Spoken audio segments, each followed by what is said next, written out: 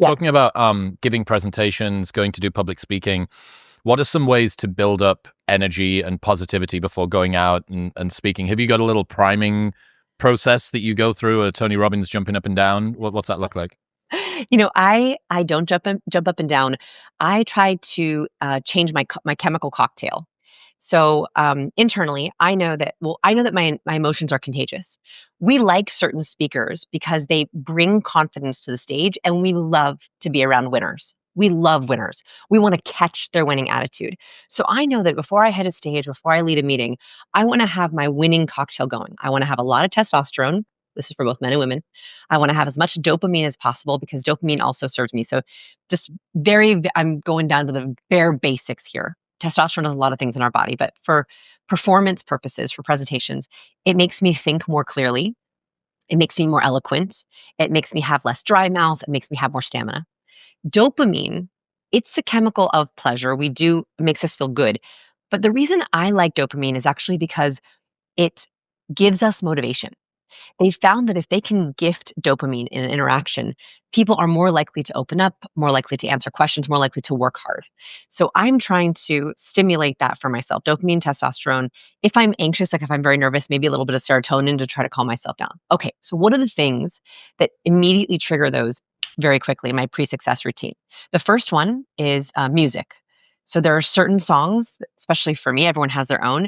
I have like a pump up playlist. They're songs that specifically remind me of times I've won or just give me that, oh, like this is such a pleasure to listen to. So I'm listening to the right kind of music. Second, I am very purposeful with the verbal cues I use before I do anything. And there was a study that changed my perspective on this. So what they did is they brought participants into their lab and they gave them intelligence tests, like basic intelligence tasks. They split them up into two different groups. The first group took the intelligence task and they read a set of very sterile directions, the kind of directions we read all the time. So please complete the following tests to the best of your ability. The second group, they wondered if they sprinkled in what are called achievement-oriented words, words like success, win, master, achieve, could they actually change the participants' behavior? So they sprinkled in 3 or 4 of these words. So, try to win the following answers to the best of your ability. If you achieve success, right, like they just very sprinkled them into the direction. Everyone who took and read the win-oriented directions performed better on the task, but more importantly, spent double the amount of time on average working on the task and enjoyed the task more. I want that before I hit a stage.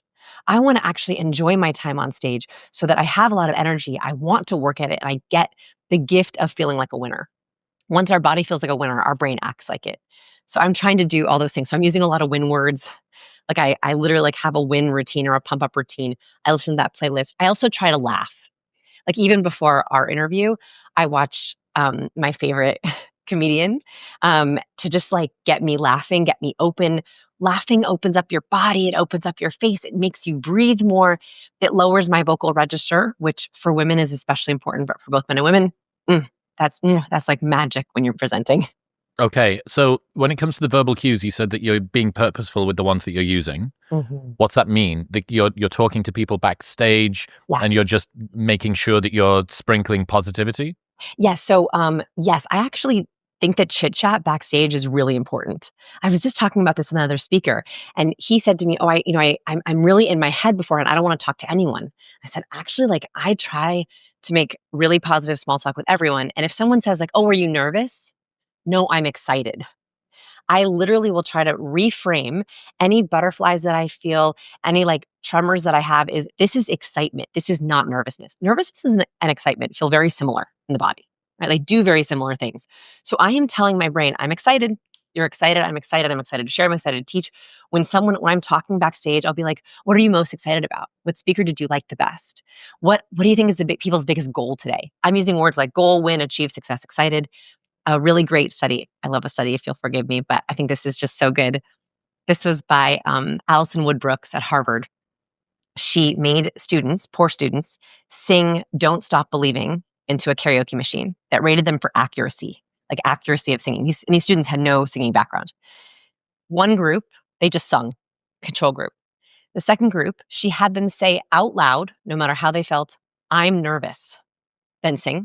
And the last group, had to say, I'm excited, no matter how they actually felt, and sing. The group that said, I'm excited, had the most accurate singing, over 80% accuracy in their singing, even though they had no trained singers. The control group was next. I think the I'm nervous group sung with under 60% accuracy. In other words, you can have a self-fulfilling prophecy. If you're about to go up and you're like, oh my gosh, I'm so nervous. I'm so nervous. You are going to make yourself think like a loser. Mm. You're going to have more cortisol. You're going to have more adrenaline, and those things don't serve you. So you are better reframing as like, I am excited. Like, this is my moment. I'm going to win. So songs that remind you of times you won, Chit-Chat Backstage with positive verbal cues, and laugh lots, watch a comedian. Yes, exactly. Yes. And then just step out on them. And, a little power posing is always good, right? The reason I like laughing is because it kind of broadens your body. I also sometimes see people pacing backstage. Like, I do a lot of events, and I see other speakers sometimes, and they're hovered over their notes, right? They're like hunched over their notes. They're looking at their little tiny phone, and they're like practicing in like this very small, tight, contracted way. And they get on stage every single time. Whenever I see someone do that, they get on stage from this very contracted position, and they always either start with vocal fry. So, hi, good morning, good morning, good morning, good morning, because they've actually contracted their vocal power. They have less breath. So their first word, they lose all their vocal charisma, like really right off the bat. Or they start with the question inflection. Hi, my name is Vanessa. So happy to be here. And today we're going to talk about growth. And that is because they were literally in, and I don't say this without some backing, a loser position. Research from the University of British Columbia studied winning athletes and losing athletes. This is across Olympic trials, so around the world. Losing athletes contract.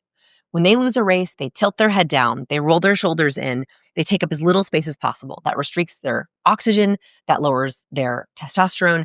It literally makes them feel worse. Whereas winners take up as much space as possible, right? They're super broad, they tilt their head up. So laughing is a sort of comfortable way for me to go into winner body language. I do think it would be a little weird if I was like stomping around backstage, like Rocky. I could do it, but I think it would also create a little bit of weirdness. So if you can broaden your body, that's why I think Tony Robbins jumps. He's actually trying to get all that adrenaline out, but testosterone in, that winning kind of open, big spatial take up. So if you can take up space too, like, a chair with armrests, a big, broad couch. All my chairs in my office, you can't see it right now, they all have armrests. Whenever I have a client come over, they're always sitting in big, broad chairs. That really does affect that feedback in our body. How much truth is there in power poses? I thought they got replication crisis into oblivion. Oh, man, did she got in trouble. She got in trouble. Yes, she had some cystic. She's said that she's replicated it now. And I really respect Amy Cuddy's work. There is some truth to power posing because we know that winners do it. Right? So we know that winners across genders and cultures and races, when they feel pride, they take up space. This is an innate response in humans. Does it work backwards? We think so. We think that we can take the pride of the pose of a winner and then kind of change those chemicals. Is it the fastest way? Maybe not. Is it the only way? Maybe not. But there is more and more science to prove that, yes, it's true. And she's been working on replicating it ever since her mishap.